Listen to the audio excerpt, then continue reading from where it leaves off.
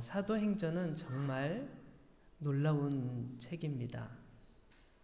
사도행전에 나와 있는 이야기들은 정말로 이런 일이 있었을까 생각할 만큼 획기적인 일이었고, 심지어는 그 당사자들조차도 당황한 내용들이 한두 곳에 기록된 것이 아닙니다. 사방에 기록되어 있습니다. 예를 들면 예수님께서 다시 부활하시기 전에 십자가에 죽으신 다음에 제자들은 너무 무서웠습니다. 그동안 이끌었던 지도자가 죽임을 당하면 그 나머지 사람들은 어떻게 하겠습니까? 굉장히 고통스러운 그 걱정을 하면서 두려워했었는데, 예수님께서 부활하셨죠. 그렇지만 예수님께서 부활하신 뒤에도 여전히 불안함이 사라지지 않았던 이유는 예수님께서 이제 떠나시겠다고 하셨기 때문에, 이제 하늘로 올라가시겠다고 하셨기 때문에 제자들은 그 뒤의 일에 대해서 걱정을 많이 했습니다. 어떻게 해야 될지 모르는 상황 속에서 예수님의 제자들은 함께 모여 기도하는 것 외에는 방법이 없었습니다. 열심히 기도했죠. 하나님 제발 도와주세요. 우리 어떻게 해야 됩니까? 어디로 가야 됩니까? 무슨 일을 해야 됩니까? 두려웠죠. 근데 그렇게 기도하는 동안 예수님께서 약속하신 성령께서 임하십니다. 성령께서 임하신 장면을 성경은 되게 자세하게 묘사를 했는데, 그거는 6월 8일 날, 6월 둘째 주일 날 함께 나누도록 하고, 오늘은 어쨌든 놀라운 일들이 벌어지고 그 장소에 독특한 소리와 독특한 어떤 현상들이 일어나면서 모두 깜짝깜짝 놀랍니다. 도대체 이게 무슨 일일까? 근데 그 장면이 바로 예수님께서 약속하셨던 성령이 이 땅에 임하는 첫 번째 사건이었던 것이죠. 거기는 모든 사람들이 성령의 충만함을 받고, 과거에는 말도 못하고 과거에는 지식도 별로 없다고 무시받던 사람들이 하나님의 말씀을 증거할 수 있는 능력과 지혜가 생긴 것입니다. 사람들에게 담대하게 하나님의 말씀을 증거하고, 과거에는 용기 없이 도망치던 사람들이 용기가 가득해서 세상 사람들에게 담대하게 막 복음, 예수님을 믿으라고, 예수님은 부활하셨다고 전하기 시작했죠. 그뿐만 아니라 예수님에 대해서 아무런 관심도 없고, 심지어는 예수님은 아주 나쁜 사이비 종교의 지도자라고 생각했던 사람들의 마음도 완전히 바뀌어버립니다. 그 대표적인 사람이 바울이죠. 바울은 이 예수님께서 하시는 모든 일들이 만족스럽지 않았습니다. 들려오는 소식들에 대해서 의심하고, 이건 무슨 사이비 집단의 지도자인가 보다. 예수님께서 부활하셨다는데 부활은 무슨 부활? 어떻게 부활이 가능해? 이런 생각을 하면서 예수님 믿는 크리스찬들을 잡아 죽이려고 아주 노력을 많이 했습니다. 열심히 돌아다니면서 예수님 믿는 사람들을 잡아 죽이려 했습니다. 그런데 놀랍게도 하나님께서는 그 바울에게 찾아오셨습니다. 그를 만나주셨습니다. 그에게 말씀하셨습니다. 그리고 그에게 보여주셨습니다. 그가 느끼게 해주셨습니다. 엄청난 일이 벌어진 것이죠. 그래서 그때부터 이 바울은 이제부터는 내가 생각했던 모든 것을 내려놓고 이제부터는 예수님을 전하는 사람이 되어야 되겠다. 예수님을 전하는 상황으로 바뀌게 됩니다. 바울은 유럽 지역을 돌아다니면서 복음을 전합니다. 1차, 2차, 3차에 걸쳐서 유럽 지역을 돌아다니면서 예수님의 부활하신 소식을 증거합니다. 사람들이 듣든지 아니 듣든지 전하게 됩니다. 그때 쉽게 다닐 수 있는 것이 아니었습니다. 많은 길을 걸어 다녀야 됐고, 때로는 맹수의 위협을 받기도 했고, 때로는 굉장히 고통스러운 일을 겪기도 했습니다. 심지어는 사람들이 도대체 이게 뭐 하는 거야 하면서 돌을 던져서 죽이려고 하거나 온갖 박해를 가했습니다. 그런데 바울은 거기에 전혀 주눅들지 않고 복음을 계속 전합니다. 바울은 3번에 걸쳐서 이 여행을 마치고 이제 3번째 여행을 마칠 마지막 즈음에 에베소라는 지역에 방문하게 됩니다. 이 에베소라는 지역은 그 당시에 지난번에도 들었죠. 소아시아라고 유럽과 이 아시아 쪽이 구분이 되는 그 중간 경계선 정도 되는 곳이에요. 그래서 거기서 이 동쪽으로 아시아 쪽으로 있는 그쪽을 소아시아라고 하는데 그쪽 지역에서 굉장히 유명한 도시였습니다. 이 에베소는 굉장히 상업이 무역이 발달했고요. 무역이 발달하다 보니까 사람들이 굉장히 잘 삽니다. 저도 에베소에 한번 방문한 적이 있었는데요. 2000년 전에 그 당시에 흥행했던 그 지역의 도시, 파괴된 도시를 가보니까요. 지금 봐도 화려한, 너무 화려한 그 도시의 모습들이 펼쳐져 있더라고요.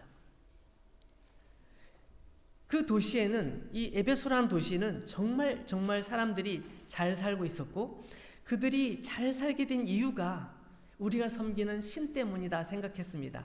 그들이 섬기는 신은 요즘은 다이아나라고 보통 얘기하는데요. 그 당시에 신이 아뎀이라는 신이 있었습니다. 아뎀이. 지금 다이아나라고 많이 우리 영어로 다이아나 그러면 신인 것 같지 않잖아요. 사람 이름이 더 생각나잖아요. 근데 다이아나 아데미 신이 여신이 있었는데 이 여신은 자녀를 많이 낳게 하고 돈을 많이 벌게 해주고 행복하게 살게 해주는 신이라고 모든 사람들이 여겼고 이 에베소를 이 신이 지켜주기 때문에 우리가 잘 살고 있다고 늘 생각했습니다. 모든 사람들이 아데미 신을 더 잘 섬길수록 더 복을 받고 더 부자가 되고 더 자녀를 많이 낳고 행복할 거라고 믿는 그 도시였습니다. 바로 그 도시에 이제 바울이 자기의 모든 사역을 마치고 이제 곧 바울도 순교하기 직전이었어요. 이제 내가 곧 순교하게 될 거다. 로마에 돌아가면 순교하게 되겠지. 이 사실을 직감하고 에베소에서 마지막으로 복음을 전하고 이제 떠나게 되는 거예요. 근데 에베소에 그 마지막으로 도착했을 때의 얘기입니다. 오늘 우리 읽었던 얘기가 그곳에 바울이 도착했을 때 이미 그곳에는 하나님을 믿는 사람들이 있었어요. 그 사람들을 만난 거죠. 바울이 만나서 물어봅니다. 2절 말씀에 나와 있는 얘기죠. 2절에 보면 바울이 뭐라고 물어보냐면 너희가 믿을 때에 성령을 받았느냐? 이렇게 질문을 해요. 여기 있는 이 믿는 사람들은 하나님을 믿고 있고 예수님에 대해서 잘 알고 예수님을 나름대로 믿는 사람들이었단 말이에요. 근데 바울이 여러분 믿을 때 성령님을 받으셨습니까? 라고 질문을 하는 거예요. 이렇게 질문하는 이유는 이분들이 지금 정말 신앙에 있어서 정말 하나님의 능력을 경험하고 있는지 하나님께서 함께 하시는 것을 어떻게 느끼고 있는지 그것이 궁금했기 때문에 그것을 물어본 것이었습니다. 여러분 이 질문을 오늘 우리에게 한번 물어봤으면 좋겠어요.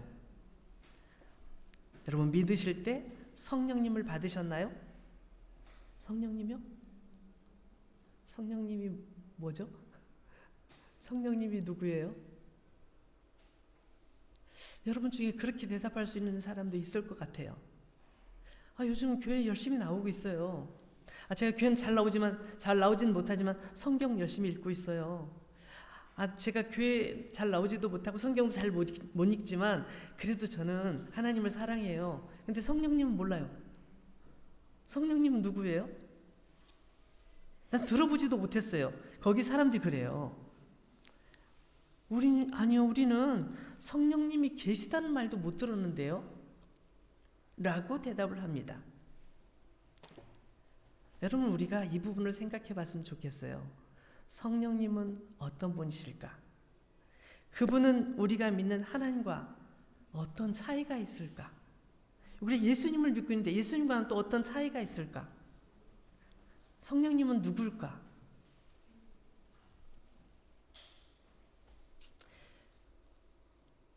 바울이 그들의 얘기를 듣고 나서 다시 질문합니다. 그러면 여러분들은 누구의 세례를 받으셨나요?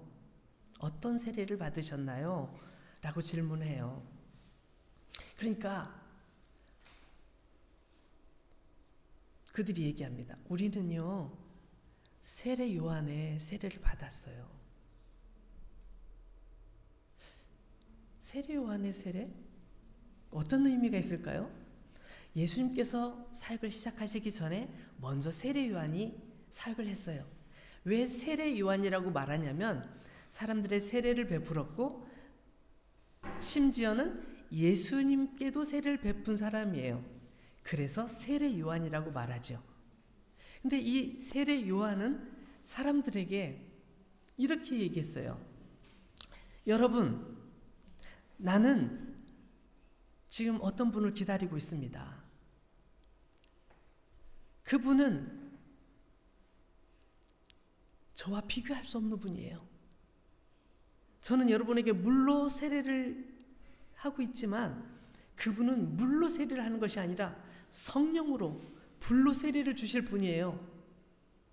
저는요, 얼마나 제가 부족한 사람인지 제가 그분의 신발끈을 풀어드리는 일조차도 할 자격이 없는 그런 사람이에요. 그분이 얼마나 높으신 분인지 여러분들 아마 모르실 겁니다. 이렇게 얘기를 했습니다. 세례 요한은 예수님께서 등장하셔서 세례를 베푸실 때 그 세례는 성령을 주시는, 성령을 베푸시는 세례라고 알려줬던 거예요. 사도행전 2장 38절 말씀에 보니까 베드로도 이렇게 얘기합니다. 너희가 회개하여 각각 예수 그리스도의 이름으로 세례를 받고 죄 사함을 얻으라. 그리하면 성령을 선물로 받을 것이다. 예수 그리스도의 이름으로 세례를 받고 죄 사함을 얻는 사람들은 성령님을 선물로 받는데요. 여러분, 세례는 어떤 걸 의미하죠? 세례는 하나님, 제가 죄인입니다. 제가 죄인이에요. 하나님 앞에서 저는 죄인인 걸 인정합니다. 전 정말 부끄러워서 얼굴을 들 수가 없어요. 저의 모든 죄를 용서해 주시고 나를 깨끗하게 해주세요. 이게 세례의 의미예요. 근데 세례 요한이 베풀었던 세례는 어떤 세례냐면 내 모든 죄를 인정합니다. 하나님, 나는 죄인입니다. 그래서 이제 오실 예수님, 그분이 아니고는 나는 구원받을 수 없기에 나는 내 모든 죄를 용서받기를 원하고 용서받은 후에 그분을 만나기를 원합니다. 예수님을 만나기를 원한다고 하는 거예요. 그게 세례 요한의 세례였죠. 그러나 예수님께서 오셨을 때는 예수님과 함께 죽고 예수님과 함께 다시 부활하는, 예수님과 함께 내 모든 과거의 죄는 사라지고 예수님의 도움을 얻어서 예수님의 대속하심을 통해서 나는 이제 죄 없이 하나님의 사람으로 다시 살아나는 것을 고백하는 거거든요. 근데 에베소에 있는 사람들은 세례 요한의 세례만 알았을 뿐 예수님의 세례는 알지 못했고 예수님께서 함께 하시는 걸 알지 못했던 거예요. 그래서 우리는 아무것도 모릅니다 라고 말했던 것이죠. 사도 바울은 에베소에 있는 그분들에게 예수님을 소개합니다. 여러분, 세례 요한이 그렇게 얘기했던 그 예수님께서 오셨어요. 우리를 위해 십자가에 죽으시고 우리 모든 죄를 다 용서하셨어요. 그래서 우리가 예수님을 믿으면 우리의 모든 죄는 다 없어집니다. 하나님께서 다 용서해 주시고 더 이상 죄 없다고 말씀하시겠다고 하셨어요. 그래서 우리가 예수님으로 세례를 받으면 우리는 성령 충만함을 받게 되고 하나님의 사람으로서, 하나님의 자녀로서 살게 됩니다 라고 사도 바울이 가르쳐 준 것이죠. 여러분, 성령님이 어떤 분이신지 한마디로 설명하기 너무 어려워요. 그렇지만 딱 잘라서 얘기하면 성령님은 하나님이시다. 예수님도 하나님이시다. 그렇죠? 성부 하나님, 성자 예수님, 성령 하나님, 삼위일체라고 하잖아요. 세 분은 한 하나님이세요. 설명이 너무 어렵죠. 성경에 보면은 성령님에 대해서 굉장히 자세하게 소개하고 있는데요. 제가 이걸 다 어떻게 이 짧은 시간에 설명할 수 있을까요? 그래서 성경 구절 3군데만 딱 찾아보고 제가 3가지만 설명하려고 해요. 이 3가지 안에 다 설명되는 건 아니에요. 그렇지만 이 3가지는 이 성령님에 대해서 중요하게 우리에게 알려주고 있는 것이 있기 때문에 한번 찾아보도록 하겠습니다. 고린도전서 6장 11절. 고린도전서 6장 11절. 성경책 없는 분은 옆에 성경책 가지고 있는 분이 찾아서 보여주세요. 고린도전서 6장 11절. 제가 읽겠습니다. 잘 들어보세요. 너희 중에 이와 같은 자들이 있더니 주 예수 그리스도의 이름과 우리 하나님의 성령 안에서 씻음과 거룩함과 의롭다 하심을 받았느니라. 고린도전서 6장 11절 앞에 부분에 보면 세상 사람들이 얼마나 범죄하고 살아가는지, 세상 사람들이 얼마나 혼란스러운지를 쭉 적어놨어요. 굉장히 많이 적어놨어요.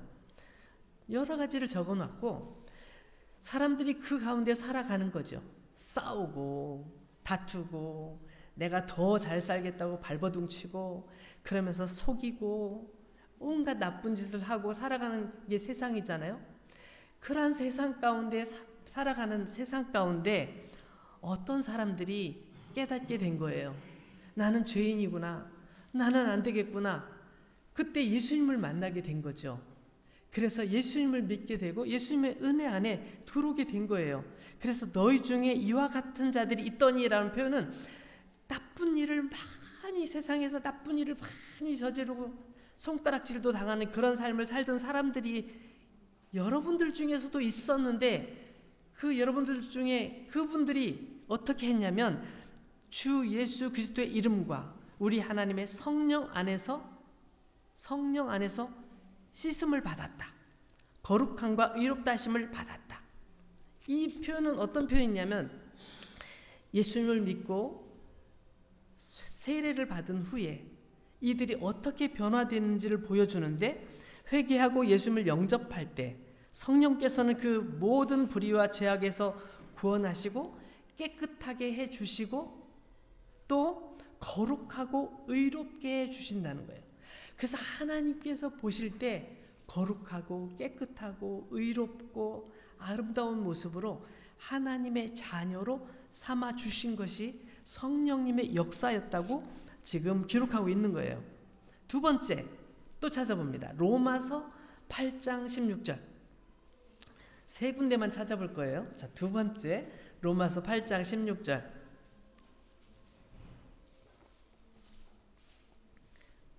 성령이 친히 우리의 영과 더불어 우리가 하나님의 자녀인 것을 증언하시나니. 여러분, 우리가 예수님을 믿을 때 하나님의 자녀가 되었습니다. 그거 어떻게 알 수 있죠? 정말 놀라운 일인데도 불구하고 사탄은 우리 마음속에 이렇게 말합니다. 야, 네가 변했으면 얼마나 변했다고. 네가 어떻게 하나님의 자녀야. 너는 여전히 지금도 잘 못 살잖아. 거룩하지 못하잖아. 온전하지 못하잖아. 네가 잘하는 게 뭐가 있어? 네가 하나님을 잘 믿어? 성경을 많이 외우고 있어? 찬송을 많이 알아? 뭐 교회를 잘 다녀? 네가 뭐 말을 잘해? 사탄은 우리에게 계속 공격하거든요.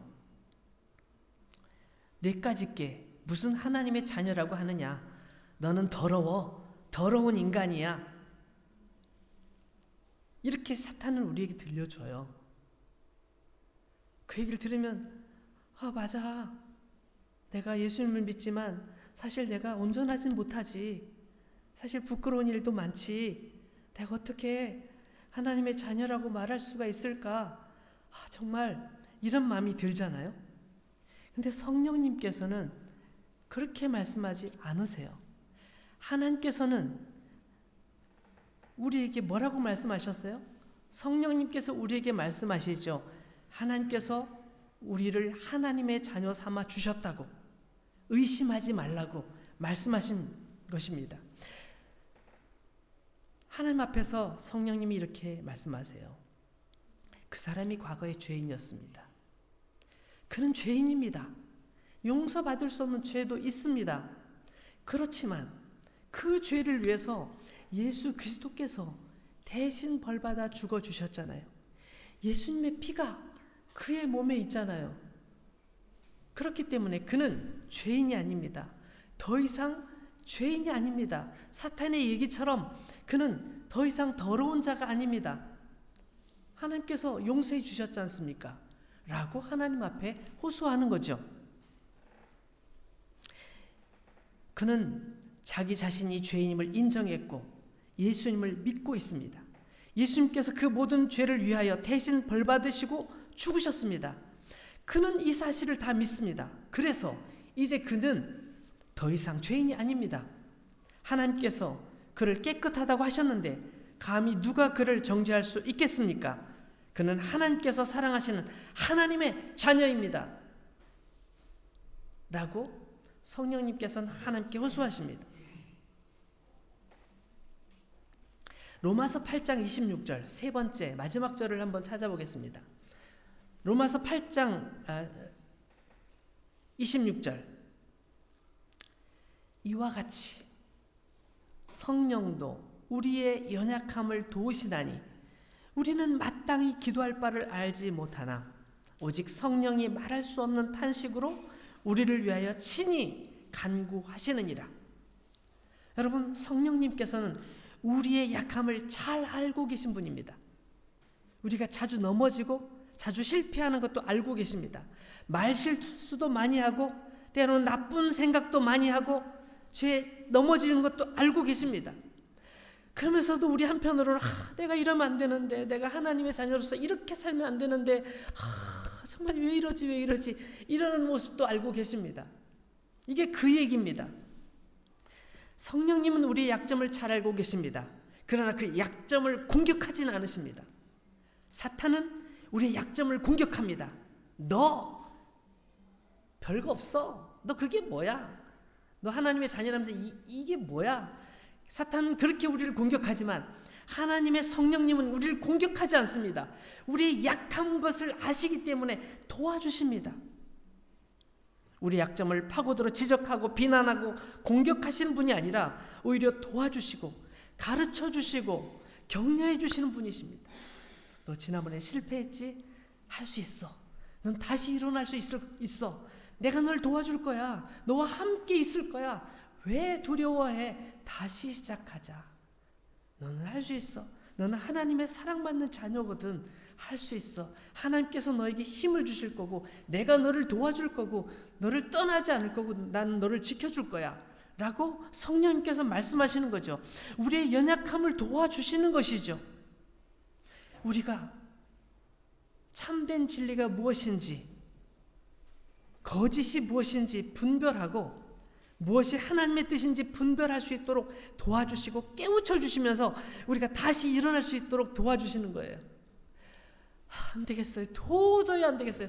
도저히 도와주셔도 저 못하겠어요. 이러고 있을 때 그 다음 뭐예요? 오직 성령이 말할 수 없는 탄식으로 우리를 위하여 친히 간구하신대요. 우리는 뭐라고 기도해야 될지 모르고 뭐라고 하나님께 도움을 요청해야 될지 모르겠고 그냥 주저앉아 있을 때 성령님은 가만히 계신 것이 아니라 걱정하지 마. 쉬어. 내가 너를 위해 기도해 줄게. 내가 너를 도와줄 거야. 그리고 하나님께 기도하는 것이죠. 이게 성령님께서 무엇을 하시는지 우리를 위해 어떻게 하시는지 성경에 적어놓은 얘기예요. 제 얘기가 아니에요. 제 얘기만 믿지 마세요. 성경에 하나님께서 우리에게 주신 말씀에 있어요. 이와 같이 성령도 우리의 연약함을 도우시나니 우리는 마땅히 기도할 바를 알지 못하나 무슨 기도를 해야 될지도 몰라. 뭐라고 하소연해야 될지도 몰라요. 그런데 성령님께서 말할 수 없는 탄식으로 마치 성령님 스스로가 고통당하시는 것처럼 잘못하신 것처럼 힘든 것처럼 우리를 대신해서 그렇게 간절하게 하나님께 호소하시고 우리를 돕고 계시다는 거예요.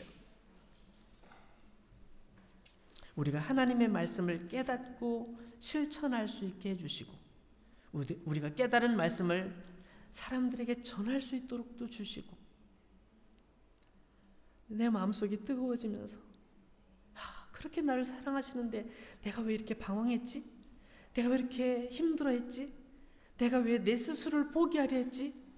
하나님께서 나를 이렇게 사랑하고 계시고 성령님께서 나와 함께 계신데 내가 왜 이렇게 절망하고 낙심해 있었지? 자리에서 일어나서 사람들이 보이는 거죠. 나처럼 힘들어하는 사람, 나처럼 고민하는 사람, 나처럼 울고 있는 사람이 보이는 거죠. 울지 마, 고민하지 마, 힘들어하지 말라고 성령님께서 우리를 도와주실 거야. 도와주실 거야. 우리는 그 단계까지 나가게 되는 거예요. 지금 제가 세 구절을 읽었지만 이 구절 안에는 성령님께서 우리를 얼마나 돕고 계신지를 보여주고 있는 표현들이 있습니다. 여러분, 우리가 살다 보면 때로는 육체의 욕심이나 사탄적인 유혹에 빠질 때가 있어요. 넘어가서 흔들릴 때가 있습니다. 그것은 성령님의 뜻과 반대이기 때문에 우리가 성령님을 모시고 있다면, 성령님이 옆에 계시다면 우리 마음속에 막 굉장한 스트러글이 일어나요. 뭐지? 나 이러면 안 되는데 막 불안하고 막 이러다가 하나님께 벌 받는 거 아니야? 막 어떡하지? 막 두려운 마음이 생겨요. 왜냐하면 내 마음속에 계신 성령님과 너무 다른 모습으로 내가 걸어가고 있기 때문에 이건 아니야. 그럼 어떻게 해요? 결국은 내려놓고 성령님의 뜻을 따르죠. 그래야 마음이 편안해지니까요. 여러분, 우리가 잘 알고 있는 종교개혁자 마틴 루터는 어느 날 친구가 벼락에 맞아 죽었대요. 자연현상이잖아요. 들판에서 벼락이 팍 치는데 자기가 사랑하는 친구가 죽은 거예요. 그 얘기를 듣고 너무 무서운 거예요. 하나님 너무 무서워요. 내가 내 삶을 돌아보니까 나는 경건하지도 않고 내가 경건해지고 싶어서 노력해도 다 소용이 없고 아무것도 안 되고 내가 경건하려고 노력해 정말 하나님의 심판은 나도 곧 받게 될 것 같은 두려움이 그를 사로잡았어요. 너무 무서운 거예요. 그래서 막 정말 노력을 많이 하죠. 어떻게 하면 하나님의 은혜를 받을 수 있을까? 내가 구원을 받을 수 있을까? 막 노력을 하죠. 그래가지고 우리가 잘 아는 것처럼 로마에 가가지고 그 계단을 무릎으로 올라가는 거 있잖아요. 고행을 하는 거죠. 제가 듣기로는 그 계단에 막 유리 조각 이런 것들이 있다고 그래요. 올라가다 보면 무릎이 다 찢어지고 막 그렇게 자기 자신을 학대하듯이 그렇게 하면서 자기 죄를 용서받으려고 막 하는데 거기에도 만족이 없었어요. 이건 아닌데.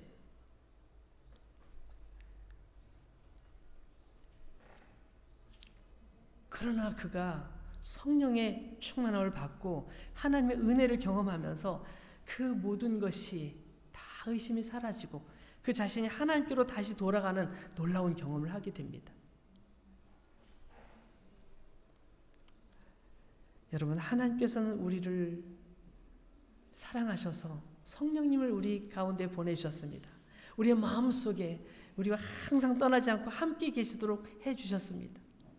성령님이 마음속에 임한 사람들이 삶이 변했습니다. 죽이겠다고 돌을 던져도, 죽이겠다고 칼을 가지고 달려들어도, 감옥에 집어넣어도 무섭지가 않습니다. 성령님께서 나와 함께 하시니 나는 내 생명 다할 때까지 이 하나님의 사랑을 전할 수밖에 없어 라고 말하면서 살았습니다. 사도 바울도 마찬가지죠. 그도 이제 에베소에서 사역을 마치고 예루살렘으로 올라갑니다. 그 예루살렘에서 체포됩니다. 그리고 로마로 압송되죠. 로마에서 지내면서 그가 감옥 생활을 하면서도 계속 예수님의 복음을 전합니다. 그리고 그곳에서 순교하죠. 그러나 그는 순교를 두려워하지 않습니다. 내 목숨이 영원히 끝나는 게 아니야. 하나님께서 나와 함께 하시고 성령님께서 나와 함께 하시기에 내 사명 다하는 날까지 이 땅에서 최선을 다하고 내 사명을 마치면 이제 하나님께로 가는 거야. 그는 늘 행복했고 기대하고 살았고 마지막 순간까지도 그렇게 살았습니다. 사랑하는 여러분, 성령님께서 임하시면 하나님과의 관계가 회복됩니다. 나와 하나님과의 관계가 회복되고 하나님의 사랑이 믿어지고 내가 얼마나 존귀한 존재인지 알게 됩니다. 그리고 하나님의 자녀로서 어떻게 세상을 살아가야 될지 분명하게 알게 됩니다. 죄에 대해서 더 민감해지고 진정한 회개와 삶의 변화들을 경험하게 됩니다. 자꾸 선한 일을 하려고 하고 선한 일을 통해서 하나님께 영광을 돌리게 됩니다. 사랑하는 여러분, 오늘 이 말씀을 통해서 우리 각자를 한번 돌아봤으면 좋겠습니다. 너희가 성령을 받았느냐? 너희 속에 성령님이 계신 것을 알고 있느냐? 믿고 있느냐? 그분과 동행하고 있느냐?